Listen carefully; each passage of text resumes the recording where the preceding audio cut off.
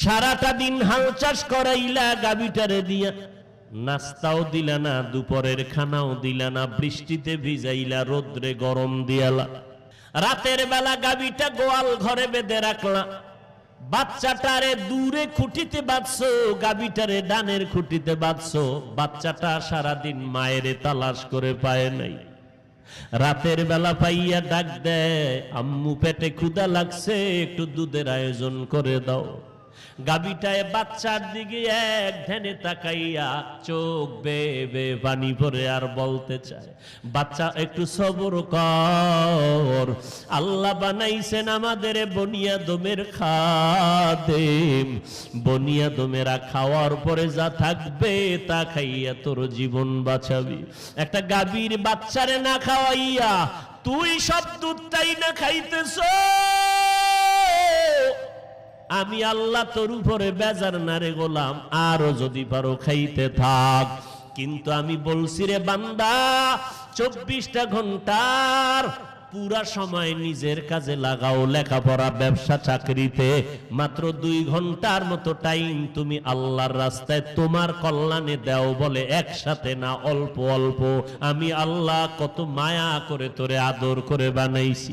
এরে বান্দা নজর করিয়া দেখছো, যেই গরুটার ওলান থেকে বালতি নিয়া 20 কেজি দুধ দহন করে নিলি, আগামীকাল সকালবেলা দুধ দহন করার আধা ঘন্টা আগে গিয়া গাভীর ওলানটারে ছুরি দিয়া কাইটা এইবার ভিতরে তালাশ কর, 1 কেজি দুধও ভাবি না।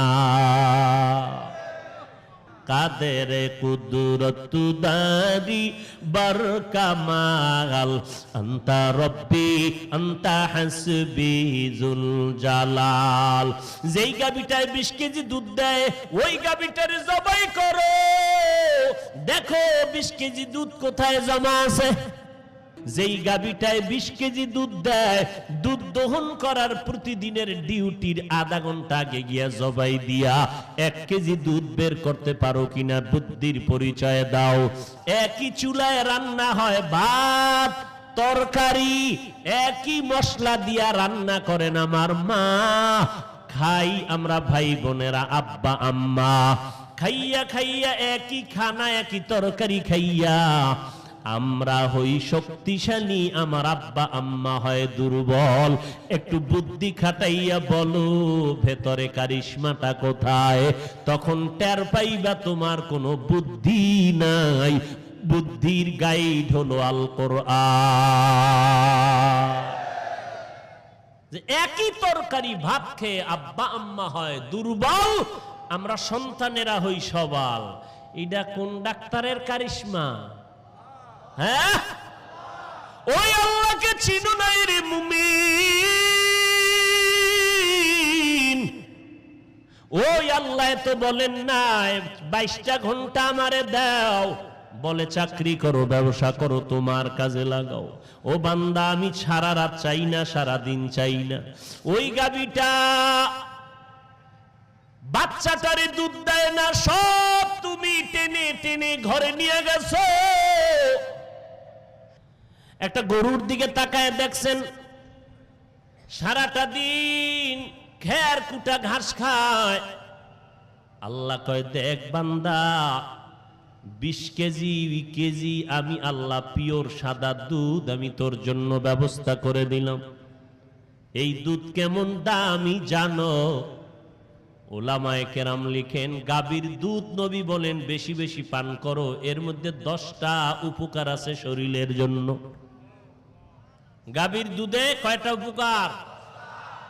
এজন্য নবী দোয়া শিখাইছেন, তোমরা যখন দুধ পান করবা, গাভীর দুধ দোয়া পড়বা, আল্লাহুম্মা বারিক লানা ফিহি ওয়াজিদনা মিনহু। ও আল্লাহ, তুমি বরকত বাড়ায় দেও, বাড়াইয়া দেও। কথাটা 2 ব্যাপারে আল্লাহর নবী শিখাইছেন, আল্লাহও শিখাইছেন। কয় ব্যাপারে? বাড়াইয়া দাও, টাকা বাড়াইয়া দাও এই ব্যাপারে নিষেধ, সম্পদ বাড়াইয়া দাও বলেন নাই। 2 ব্যাপারে আল্লাহ শিক্ষা দিয়েছেন, বাড়াইয়া দেওয়ার দোয়া করো। একটা হলো আল্লাহ তুমি জ্ঞান বাড়ায় দেও, রব্বি জিদনি ইলমা, রব্বি জিদনি ইলমা। ও আল্লাহ তুমি ইলম বাড়ায় দেও, জ্ঞান বাড়ায় দাও, কোরআনের জ্ঞান বাড়াইয়া দিও, কোরআনের ইলম শিখার তৌফিক দিও। ও আল্লাহ তুমি কোরআনের নূর সিনায় দিয়ে দিও।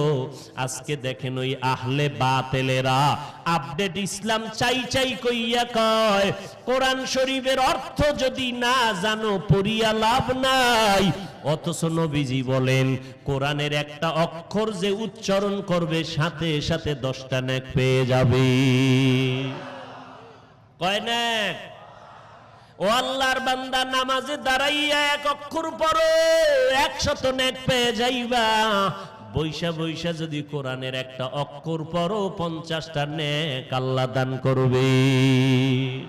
ই কালামে জিন্দা কুরআনে হাকিম, হিকমতে উ লা ইয়াজাল সুতু কদিম, জামিউল ইলমি ফিল কুরআনে হাকিম, তাকাসারাত আনহু আফহামুর রিজালি।